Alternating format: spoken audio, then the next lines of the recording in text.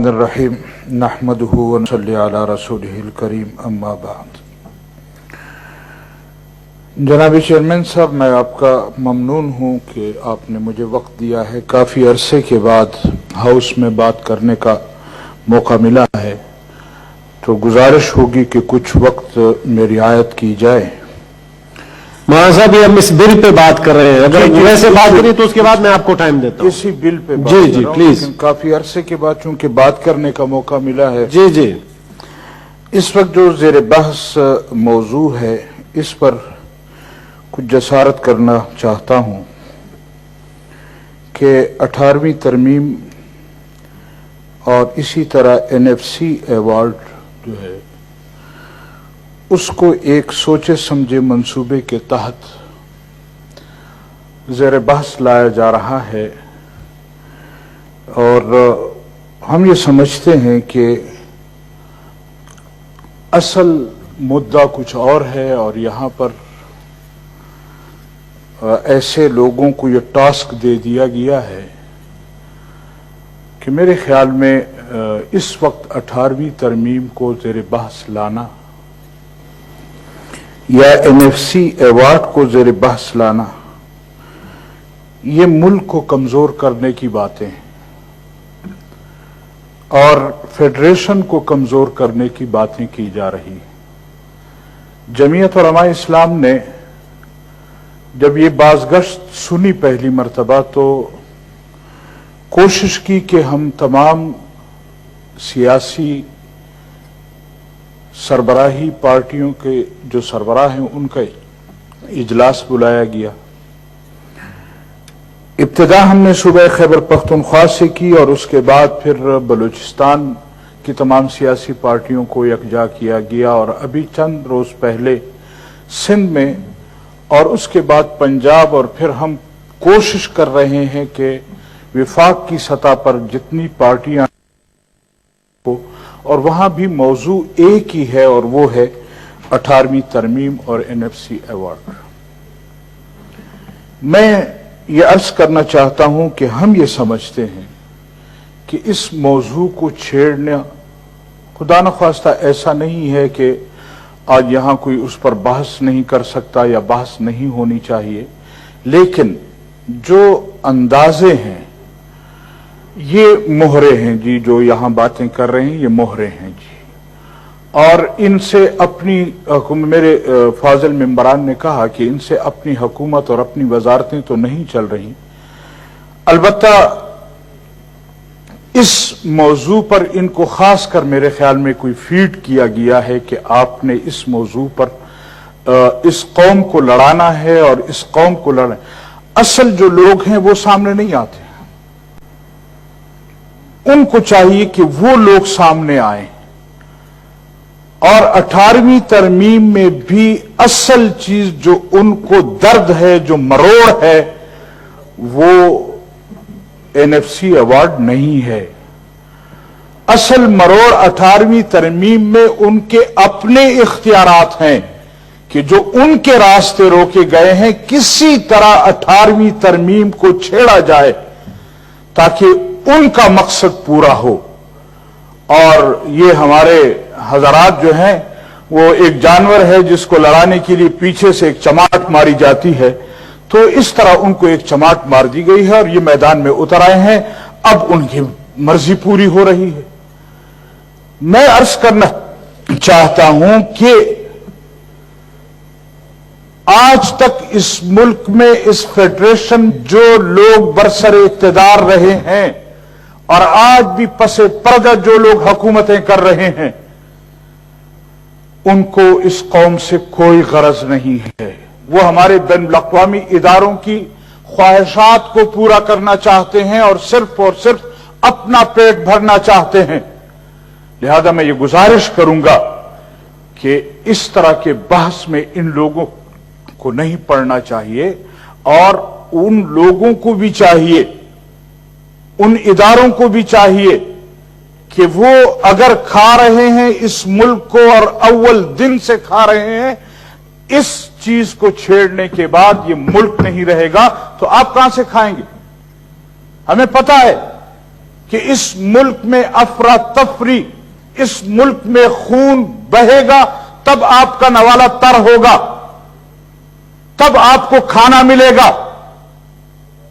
आज हमारे बजट में हमारे 14% बजट को तो जेर बास लाया जाता है, लेकिन 84% बजट कहां जाता है, किस पर खर्च होता है, किस तरीके से खर्च होता है हमारा दिफाई बजट। तो आज आप मुझे बताएं कि सन 47 से लेकर आप लोगों ने इस मुल्क के लिए किया क्या है?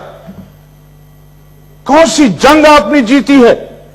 जिस चीज के लिए तुम्हें भर्ती किया गया था, जिस पाउंड की तुम तनख्वाहें खा रहे हो, तुमने इस मुल्क के लिए किया क्या है? सिवाय इसके कि अपनी कौम और अपने मुल्क पर चढ़ाई करने के। आप मुझे बताएं अपनी तारीख कि आपने किया क्या है इस मुल्क के लिए?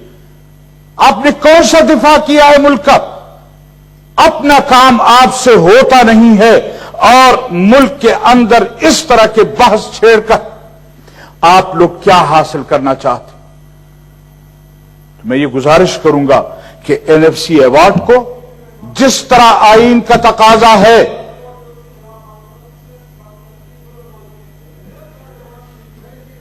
आपको क्या तकलीफ हो रही है जनाब? जी आपको क्यों तकलीफ हो रही है? जी आप बात करें जी मौलाना साहब। नहीं, इनको क्यों तकलीफ हो रही है? मैंने कहा मैंने इनके खिलाफ कोई बात नहीं की है। इनको किस चीज की तकलीफ हो रही है? शायद आपको फिर तनख्वाह मिलेगी, जी आपको तनख्वाह पूरी मिलेगी, आप आराम से। आप होते कौन है यहाँ बात करने वाले?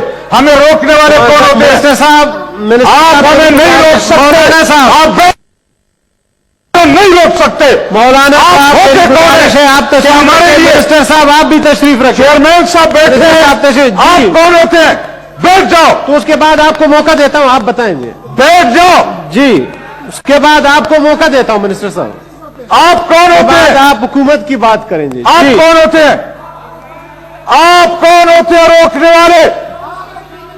जी जी अपनी कारकर्दगी है नहीं, दूसरों के बलबूते पर यहां आकर चिल्लाते हो।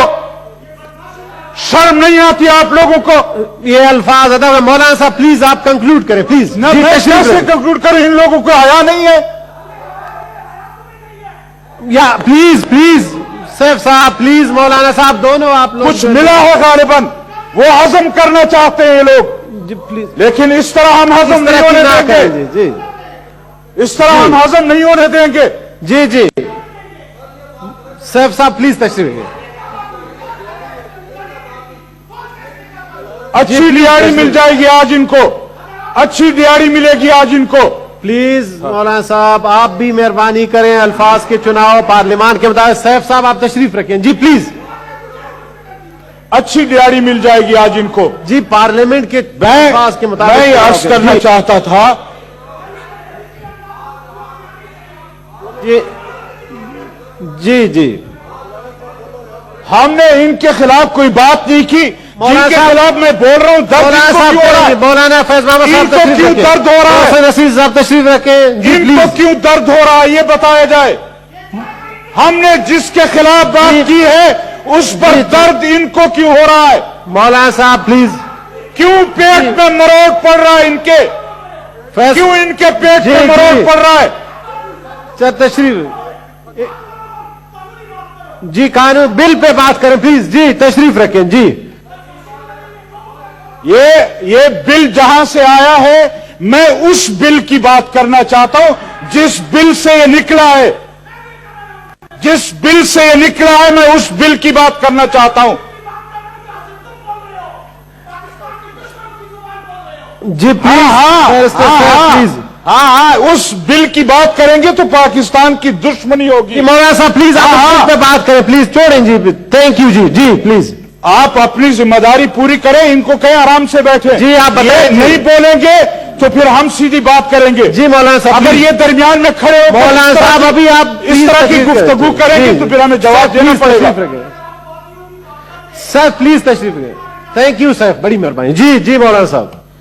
तो मैं अर्ज करना चाहता था कि ये असल मकसद कोई और है, इसलिए एनएफसी और 18वीं तरमीम को छेड़ा जा रहा है। मैंने अर्ज किया कि जमीयत उलमा इस्लाम इस पर मुल्क में तमाम सियासी जमातों को इकट्ठा कर चुकी है اور مزید اس پر پیش رفت کرنا چاہتی ہے. میں آج اس ہاؤس میں ان کو بھی, آپ کو بھی اور اس ہاؤس کو بھی وارننگ کرنا چاہتا ہوں, ان کو بتلانا چاہتا ہوں کہ اگر NFC ایوارڈ پر اور 18ویں ترمیم پر اس طرح کھلی بحث کی اجازت دی گئی تو پھر آج سے آپ نے ملک توڑنے کی ابتدا کر دی ہے. اور جن کے اشاروں پر کر رہے ہو, جن دلوں سے نکل کر تم یہ باتیں کر رہے ہو, اس کا ہمیں پتا ہے. اور وہ یہ چاہتے ہیں کہ اس ملک کو کسی طرح ایک مرتبہ پھر تقسیم کی طرف لے جایا جائے, کسی طرح پھر اس قوم کو لڑایا جائے. ہم اس ملک کو توڑنے نہیں دیں گے. آپ کے لیے رکاوٹ یا اپوزیشن نہیں ہوگی تو جمعیت علماء اسلام رکاوٹ ہوگی.